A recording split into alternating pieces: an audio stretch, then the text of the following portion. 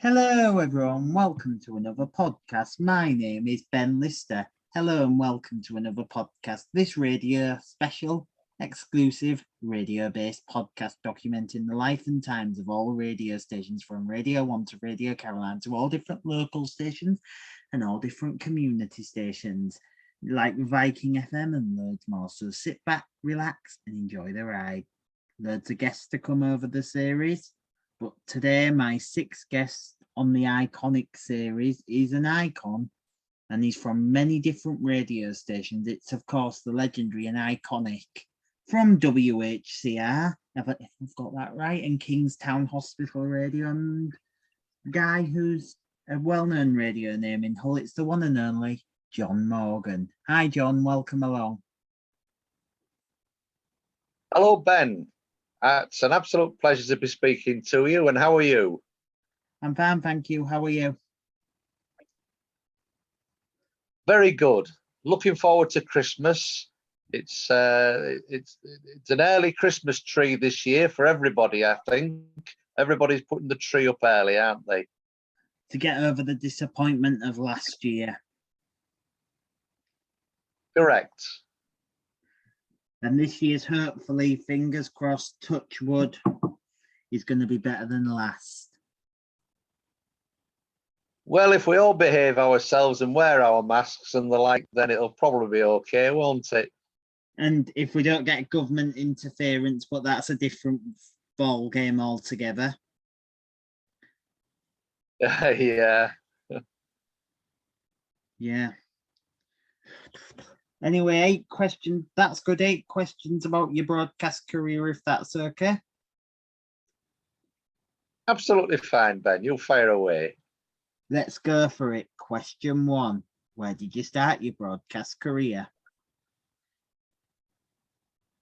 Well, my broadcast career was started in hospital radio in Hull, and I started volunteering there fairly late on in my life, and it was 1997 when a friend of mine told me I was doing discos for years and years, mobile DJs, and he told me I really should be thinking about coming along to the hospital radio where he volunteered.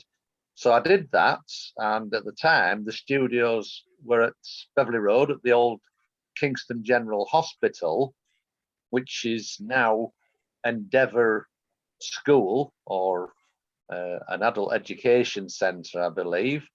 And you used to go up a winding path to get to the studios, which were in a really strange place within the hospital, tucked away within the heart of the hospital, but you'd struggle to find it if you didn't know it was there. And I was the last person to broadcast a live program from there in 1997, and then we moved to Castle Hill, where we had the old Porter's Lodge at entrance 1A, and that was just a stopgap until we moved to the Hull Royal Infirmary, to the block opposite the casualty department, and that was for quite a number of years. I was at the hospital radio for 19 years at Kingstown Radio. I did all sorts of things. I did a bit of outside broadcasting. I did a lot of production work. I did a program for the 19 years on a Monday evening, which I really enjoyed. I used to get a lot of listener interaction, which was, fantastic, really, because you can't beat listener interaction. That's what radio's about, really. No, you can't really. And now we'll move on to question 2. Who were your early inspirations and influences when you were starting out in your radio career? Yeah, well, as I say, I was a late starter in radio. I had lots of people that I've listened to over the years and admired, the likes of Tony Blackburn and Dave Lee Travis, the people on Radio 1 who set the ball rolling for modern day radio. and the likes of Mike Reed as well. Noel Edmonds was very good on his radio program as well, particularly his breakfast show. But more latterly, the personality side of radio seemed to evaporate, and it was more about people playing records than having any sort of personality. So I couldn't say there were too many people in later years that influenced my radio style, if you would like, and influenced me to go to a radio environment.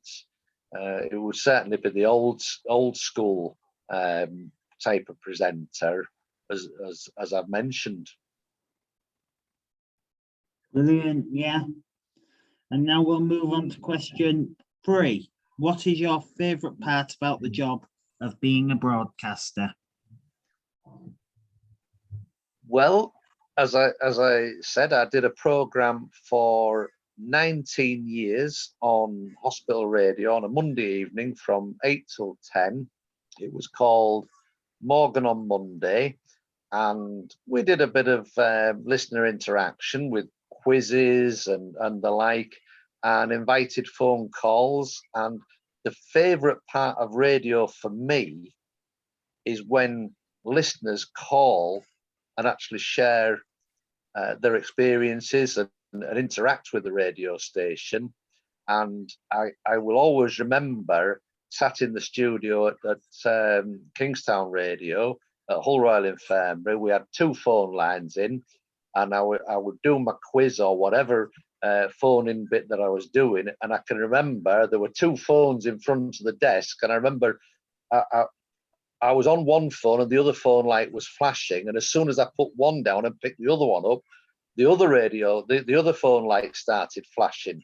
And I had to say, that was my favourite part about ever doing radio. You know, the people who used to call in and actually interact, and you used to find a lot of things about people, and it's sometimes surprising who would call, you know, and had an interesting story. So that's my favourite part about broadcasting. Brilliant, yeah. And question 4. What is your greatest achievement in your radio career?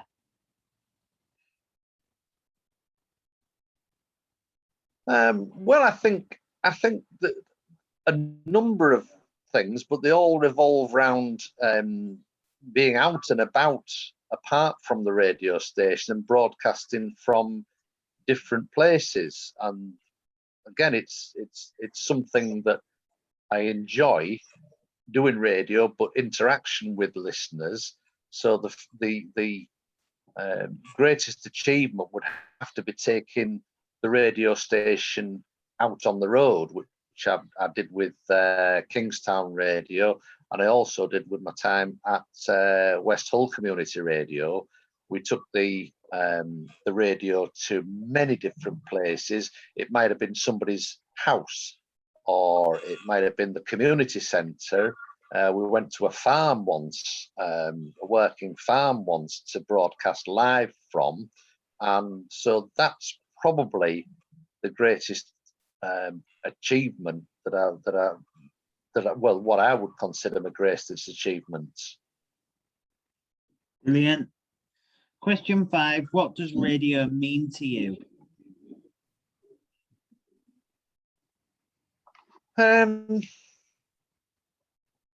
Radio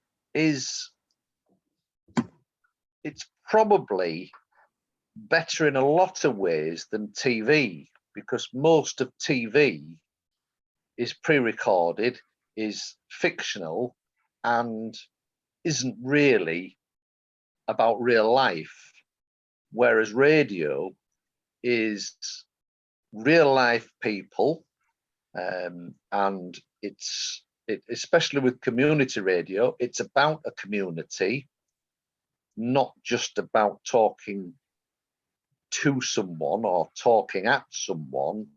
And it gives that opportunity to interact with people and it's often a lifeline for people. So that's what radio means to me. Brilliant. Yeah, that's brilliant. And what is your, and now we'll move on to question 6. What song reminds you of the radio? Well, during my disco days, there was a chap who put out a lot of singles called Edwin Starr, and I'll always think of playing a record by Edwin Starr. Everybody remembers the one called Contact, Eye to Eye Contact.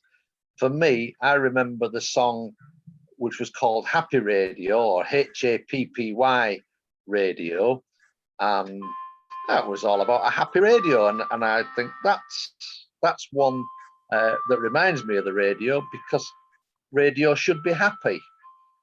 Yeah. Oh, I'm sorry, my chimes are going off in the background, Ben. That's fine.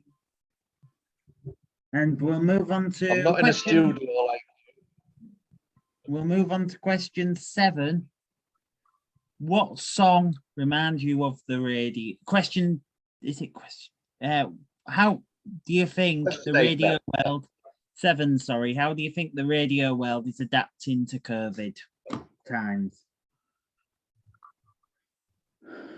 Well, the ones that are that I've been involved with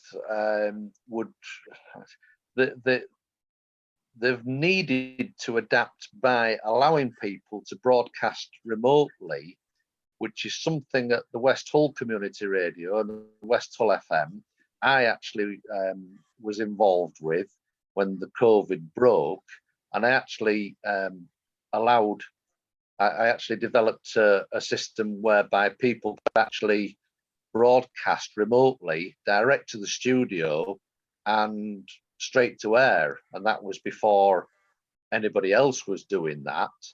So, and I think radio has developed that way, where people no longer need to come into a studio, and some of the software developers now are where with the radio automation systems and the live assist functions, and now offering exactly the same as I was setting up for West Hull Community Radio, West Hull FM, when the COVID struck, and it's coming to a lot of playout systems as part of their package. So that's how radio is adapting, so that it doesn't have to be broadcast from a studio anymore. Have you been to? Have you listened to any Hull Kingston radio shows yet? Oh yeah, I give them a listen because I with living at this side, at the East Hull, just over the river, I do listen to that, and I know Darren Leatham, a good friend from some years ago, is now presenting on your radio station. Back on the wireless. As I remember. Back on the wireless, where he really belongs. Yeah. That's my fault, I think. Is it? Yeah, because I joked with Millsy saying, can we give him a job? Ah, there you are. It was only a joke, and now he's running an 80s show where they play 80s music that no other radio station ever plays.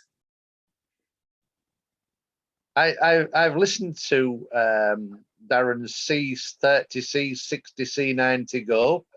It's very good. Has some fairly obscure music. And I was listening the week before last, and I heard, you'll hear music that you haven't heard for a number of years, and you'll also hear music that you would want to hear on the radio, but it never gets played. Which is great.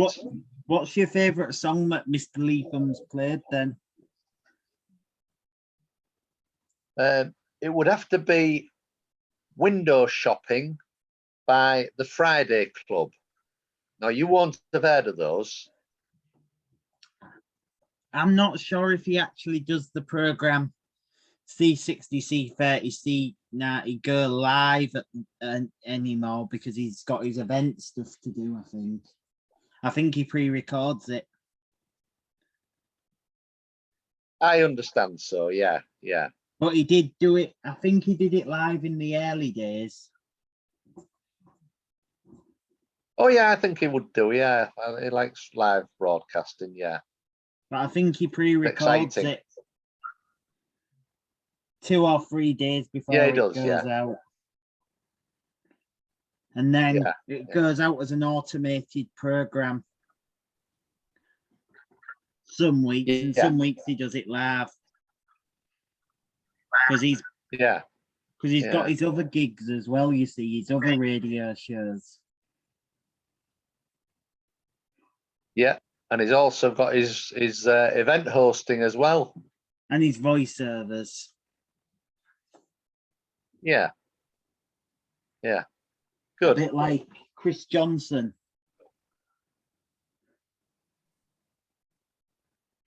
Him Yeah. and Chris are the two busiest blokes in radio. Are they really? Probably because Good. they both do similar stations. Anyway, Yeah. my last question on the list is, what advice would you give to young, aspiring broadcasters who are starting out?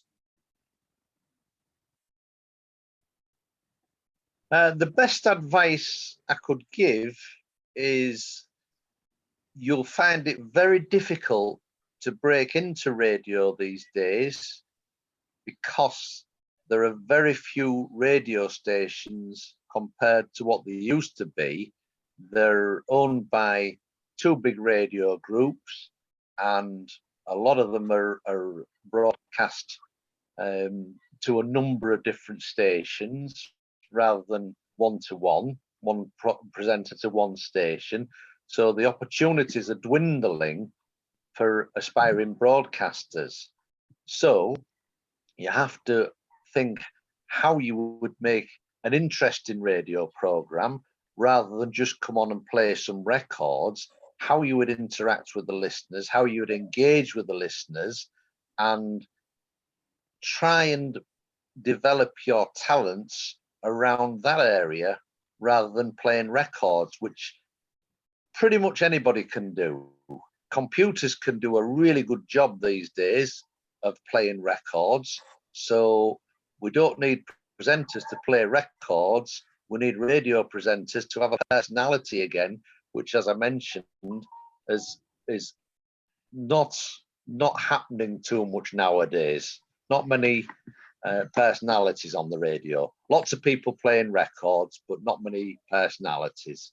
And the other bit of advice would be, if you really want to do it, carry on and keep going. Don't give up at the first hurdle. Keep pushing.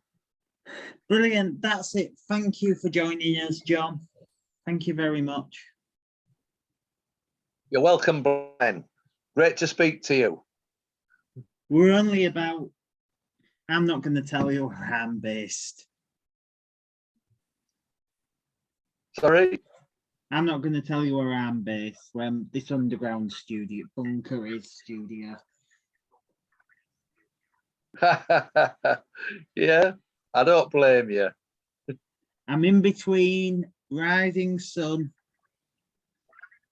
and you and Hull Kingston Radio. Yeah. Anyway, that's it for today. Thank you again. Please join me again soon, but please give it up for my special guest, Mr. John Morgan. And thank you very much for watching and listening. Don't forget, this will be available on my website and my YouTube channel under the radio syndication on your local station. But don't forget, more content coming soon. But for now, thank you very much for watching and listening. And that's a